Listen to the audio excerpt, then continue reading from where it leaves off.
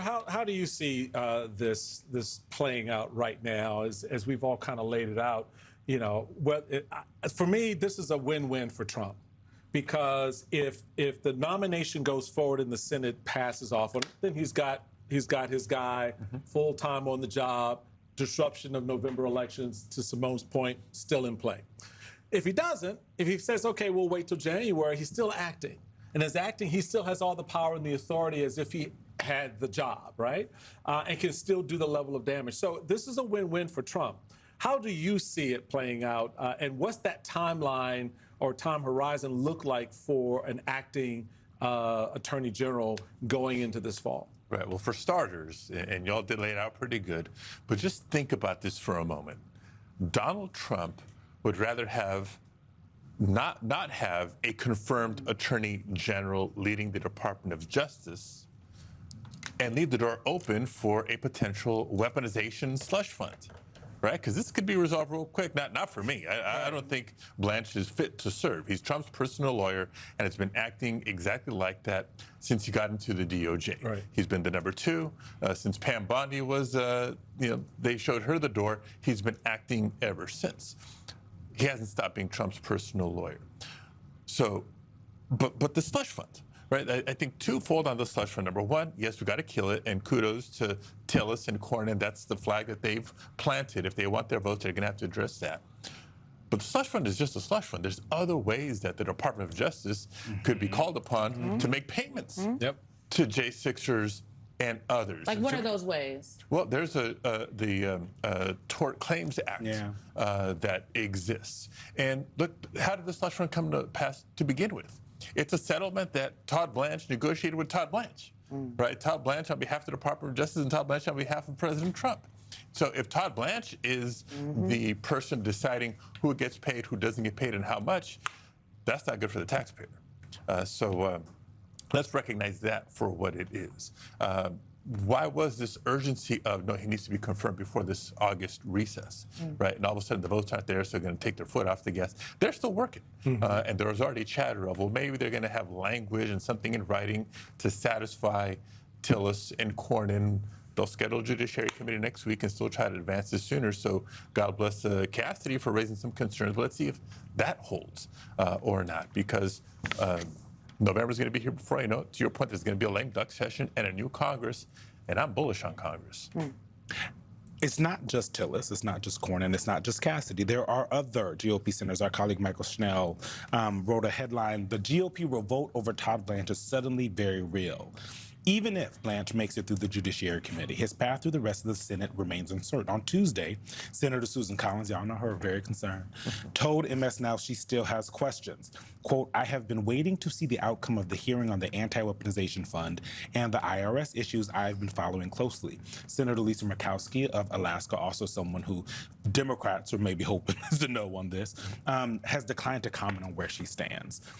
When you talk to your colleagues, are you surprised that they have been standing as firm as they have, or is it all a show? I've been talking to both folks that work on the Hill and also reporters who've been working there for a long time, right? And the question is this all just for show? Is it just so they can go back home and say, you know, I really did give him the 1-2, and at the end of the day, he sails through? It was the shake for me. That's the 1-2. It was the 1-2. That's what it is. Sadly, it remains to be seen, because I hear a lot of it behind closed doors, right? We're maybe in an anteroom or behind a committee room or what have you, and I hear a lot of the concerns, whether it's about Todd Blanche, a number of the cabinet members, including Pete Hegseth, right, especially right now. We heard about the politicization of how they're either awarding grant dollars in different departments, including the Department of Energy, or taking back dollars and canceling projects based on, well, did this state vote for Trump or did this state vote for Harris?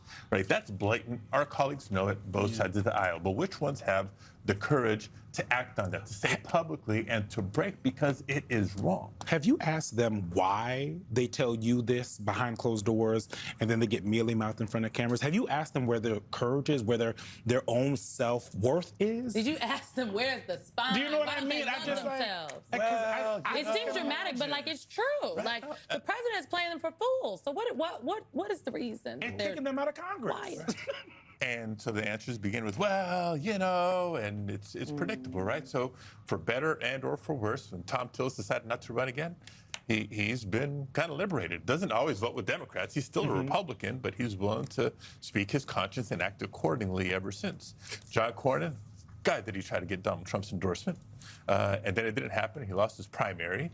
And he feels a little liberated, is selectively taking stands. I wish it would have happened a lot earlier, a lot sooner. But if their example is encouraging others like Cassidy and others to do the same, then absolutely we'll take it. And by the way, Mitch McConnell's absence helps our math. That's what Governor Beshear of Kentucky said. So let's hear a little bit from some of the senators who are at the center of all of this, you know, on the White House role. This is from Capitol Hill today. Have you talked to the president? No. No. Would a call from him help?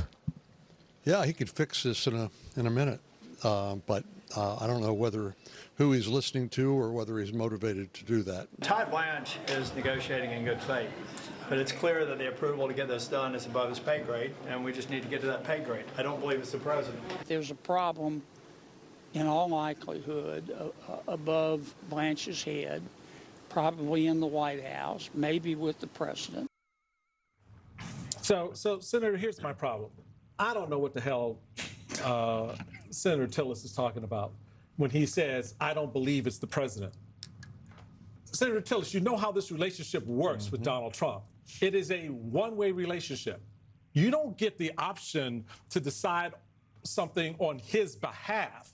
You don't get to go into a room and negotiate something without him having told you beforehand what you're going to say and what you're going to do and what the outcome he wants to be when you leave that room. So please don't play us for stupid 11 years into this, thinking that somehow the president's lawyer, a man who admitted in a public hearing, I am the president's lawyer. Oh, I forgot, I'm the acting attorney general, is acting on his own and making this decision on his own. And the second piece, Senator, I'll put on here real quick, is not only is that not true, whatever is agreed upon, Donald Trump has to sign off on. It's not just the AG signing a piece of paper saying the slush fund and the tax benefits are dead. The president, who is the other party to this agreement, has to sign as well. Because as you know at the beginning, who was Todd Blanche negotiating for? The president and the president's government.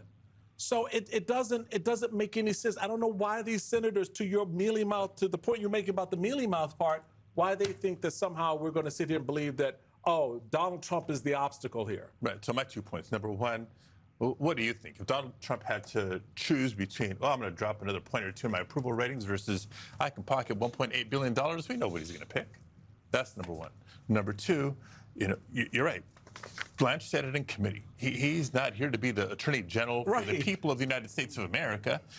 He said he's here to be the Attorney General for the president's agenda, the president's political agenda, the political agenda of vindictiveness and retribution for his perceived political enemies. He was Donald Trump's personal attorney before, and he remains that as far as I can tell. So that is what's ultimately disqualifying, and I encourage all my Republican colleagues to really reflect on that before they cast these votes. Senator, at the end of the day, we're talking about corruption here. And you and Senator Schumer introduced the Anti-Corruption Bureau Creation Act today. The bill would bar presidents and vice presidents, along with their spouses and adult children, I wonder where you got that from, and many senior administration officials from corruptly seeking or accepting anything worth more than $50,000. It would allow state attorneys general and private plaintiffs to sue over violations. Are any Republicans on board with this? Well, we put it out there now for them to review and sign on, because this doesn't just apply to Donald Trump. It'll apply to any president in the future. I mean, forget the new Air Force One, a gift from foreign government, which was problematic from the outset for a second. Little emoluments thing. 21,000 stock trades in the last year by Donald Trump, 85 stock trades a day. Does that sound like somebody who's singularly focused on bringing down the cost of working families? I don't think so. And how is he making the money? He'll make an investment in a certain company here, and then he'll tout them publicly, including on his social media platforms.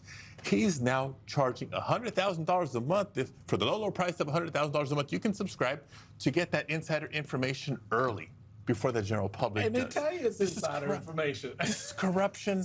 No one's doing anything about it. That's why. So why As not? we get closer to November, we're reminding people of the increased costs they're paying, housing, gas, healthcare, and more because of Donald Trump. Everybody knows the chaos not just on an immigration front, the threats to our elections, et cetera, but the cost of corruption that we're all paying. That needs to be clarified before the November election. And when we take the majority in Congress, when we get these gavels, we're going to have some people testifying under oath. Absolutely. Senator Alex Padilla, you guys can be very, very busy. Thank you very much for coming to the week.